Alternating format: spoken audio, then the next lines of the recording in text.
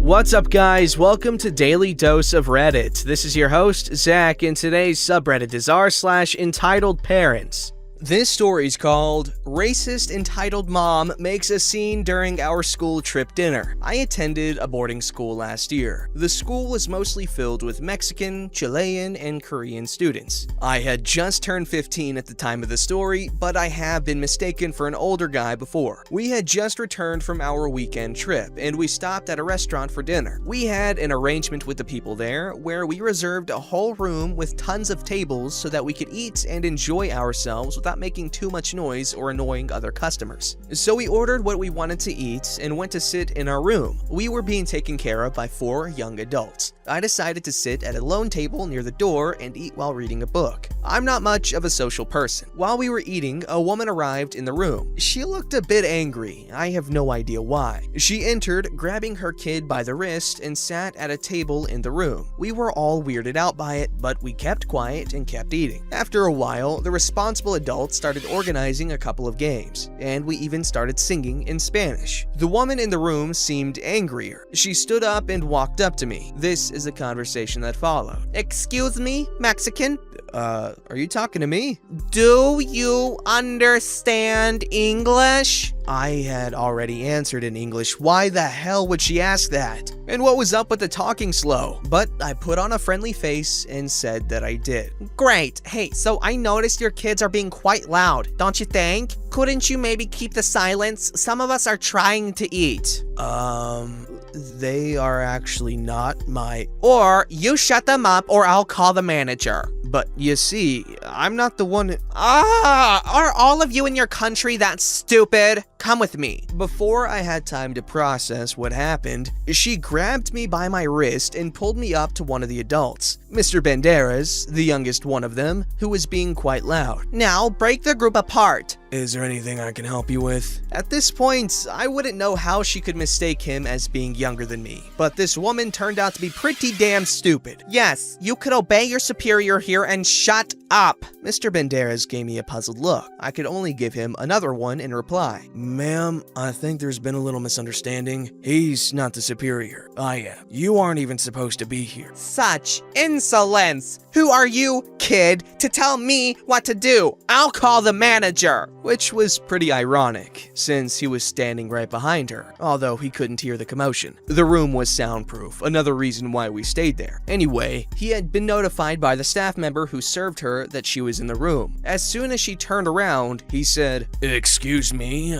I'll kindly ask you to leave the room, ma'am." "What? How dare you? I want to speak to the manager." "The tag I have will tell you I am the manager and I'm asking you to leave." "You're kicking me out instead of these Mexican rats who took the room all for themselves?" "These sweet kids are some of my most important clients. They get the room because they reserved it. There's a big sign on the door that says such. I'm just asking you to look for another place, but if you wish, I can kick you out of the restaurant myself." The woman started screaming and shouting curses, saying that she wouldn't come back to this infested place and such. Some racist comments included. She stormed out of the restaurant and into her car and left. Situation solved, right? Karen aborted. Well, not quite. She stormed out of the place all right, but her kid was still in the room with us. The kid seemed scared and started crying. I went up to him together with a friend from Saudi Arabia. We talked to him, and he explained that his family was divorced and her mom was quite crazy. He wanted to live with his dad, but the mom had done all in her power to keep him from doing it. We both felt sorry for him and bought him an ice cream for dessert while we figured out how to contact the mom. That wasn't necessary though. The woman came back half an hour later, screaming, "Get away from my son, filthy Muslim!" My friend seemed taken aback by the comment. He's Catholic. The woman grabbed her son and went outside again, and I could hear part of the discussion about how she didn't like that he talked with that kind of people and him telling her that we were really nice. She was just being mean. So that was my first encounter with a Karen, and a really racist one at that, but it wouldn't be the last one I would have during my stay in the US. I just hope that little kid is okay. I can't imagine having a mom like that. It feels weird saying Muslim like Muslim. It's just, However, that is the correct way to say it according to Islamophobes, so gotta stick to the role, you know what I mean? But goodness, let us revel in this woman's, just disgustingness. Reveling complete. Shower needed. Onward, chaps. This story's called Karens Have Found Build-A-Bear. So 2 weeks ago, I posted a story in the Entitled Kids subreddit about the biggest tantrum I've seen at a Build-A-Bear. For those unaware, Build-A-Bear is the coolest store ever to be created. Customers come in, pick an unstuffed furry friend, fill them up, get to add a heart, dress them up, and even name them. I had mentioned that I haven't had a run-in with a Karen, until now. Now, most parents are rather patient and kind when they're in Build-A-Bear. They understand that it takes time to fill the bears up, and if you want to add extra stuffers like sounds, that will also take time. Now, on to the story. Here's the cast. Me, a magical space fairy princess. Cinderella, one of my managers. Aurora, another manager. Charming coworker. Karen, the evil queen. Little girl. Karen's daughter. Currently, at the time of writing this, we have a special going on in honor of National Hug Day. Our national teddy bear is only $5. We also have a buy one, get one of a buy one,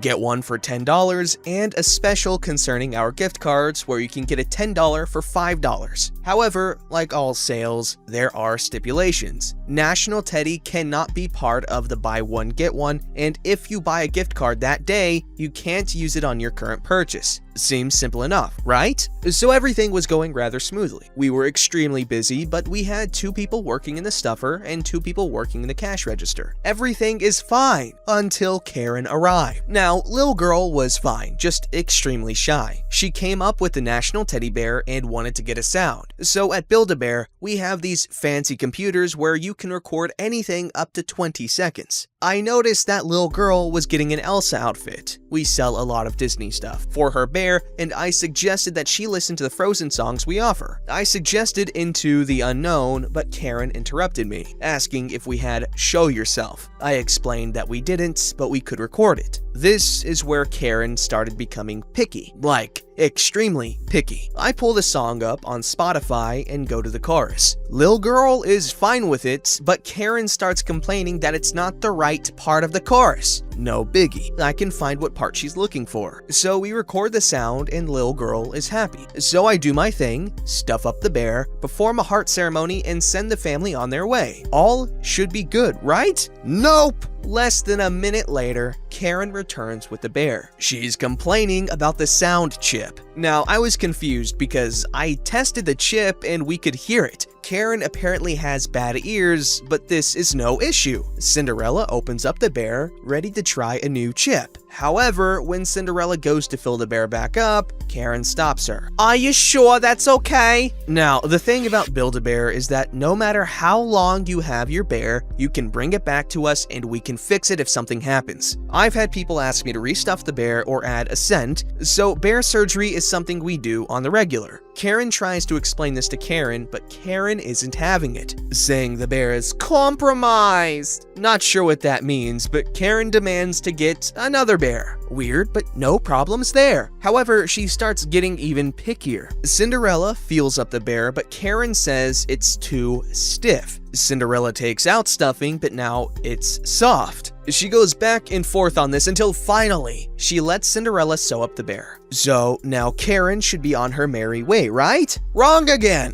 She then wants Cinderella to dress the bear up in a different Elsa dress because she wants to compare them. Keep in mind, we're close to closing. I'm cleaning up, Charming is stuffing, and the only people who are ringing up people are Aurora and Cinderella. Aurora was busy sewing up another bear, so Cinderella was the only person who could ring up purchases. Karen was purposefully wasting her time. Then, Karen leaves only to return. Turns out that Cinderella accidentally put in the old chip. Okay, so Cinderella admits this mistake, but Karen is once again being really nitpicky and wouldn't stop asking questions. Now, Cinderella has been nothing but polite to this woman. All of us have been polite. not a single rude word was spoken to this woman.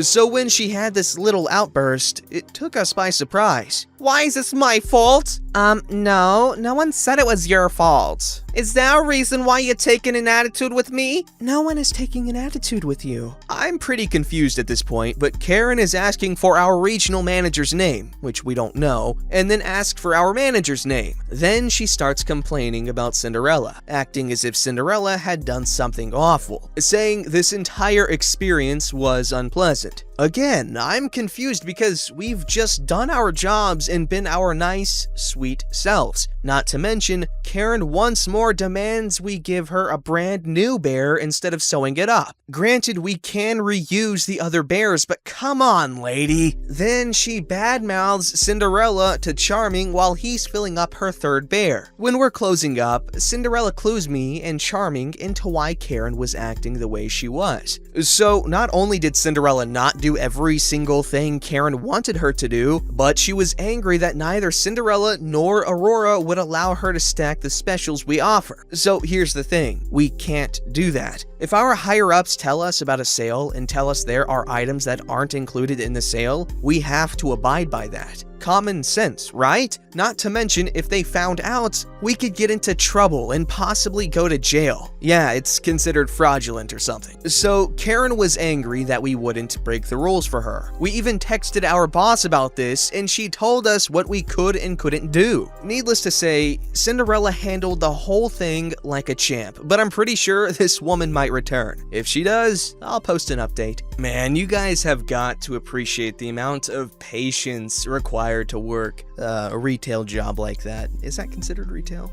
Regardless, the patience required for jobs like that is mind-numbing, and I am so glad to be out of that line of work. Holy crap. Now, I get over things relatively quickly, but there's still that initial going through things to get over them, and I'm sure we can all agree that there are just some customer interactions that are just an absolute pain to get through. Holy crap. And there's hardly any reward from going through it, so it's just not worth it. Other than for the character building or whatever, but honestly, it just made me hate people.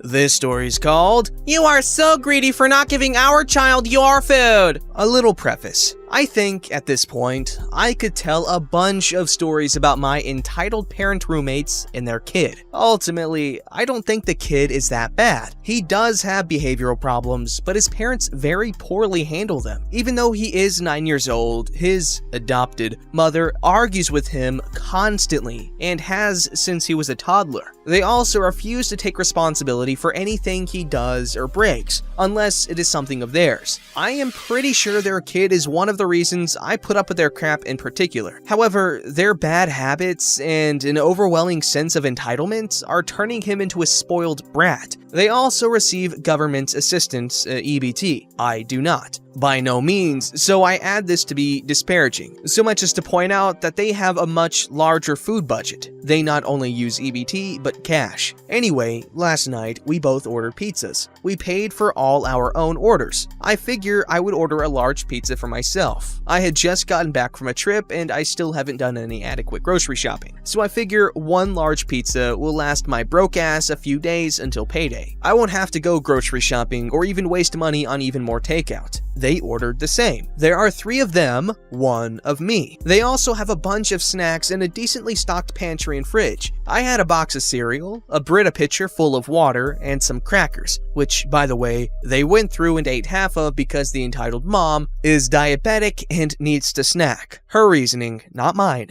Not surprisingly, the 3 of them dusted off their pizza that night. I only had 2 pieces, then another piece for breakfast before work. I come home for them to tell me they gave their kid some of my pizza because he was hungry, didn't want to eat anything else. I confronted the father or husband about this, who only thought to tell me while talking about just how much their son ate. He was surprised I was upset because I had a whole pizza, and I really wasn't gonna eat it all by myself. It happened while I was at work, so I couldn't really do anything. Tonight, he refused to eat dinner, save for a baked potato, and he was still hungry. He then proceeded to to shoot down the numerous suggestions on what else to eat, including their dinner once again. He then proceeded to announce he wanted pizza. I wasn't even eating pizza at the time. Another thing they like to do is get mad at me for eating better food that their kid likes anywhere he can see. He asks me for pizza. I straight up tell him, no, that's my dinner. You already took a piece without permission. He proceeds to throw a tantrum. To me, then his parents, who then approach me. Hey, can kid have some pizza? He's really hungry. I already told him, no, I don't have anything else to eat besides that pizza, and you already gave him one without even texting me to ask. Well, he doesn't want to eat anything else, and it's just sitting there in the fridge. Where else is it supposed to be? Entitled mother says to kid, you know, you have chicken, mac and cheese, cereal, cookies, ice cream. No, I want pizza. Come on, you don't need that whole pizza. It's my pizza. Come on, kid. She doesn't want to give you pizza. She's being greedy and she's gonna scarf down a whole pizza by herself. I left it at that. They left it at that. But regardless, I was surprised by how he acted like I was the bad guy for not bending to their whims, especially given that they had one hell of a habit of stealing my food, and right after Christmas, I was helping buy them food and stuff like milk and bread that they never paid me back for, and I'm the greedy one. How do people end up with roommates like these?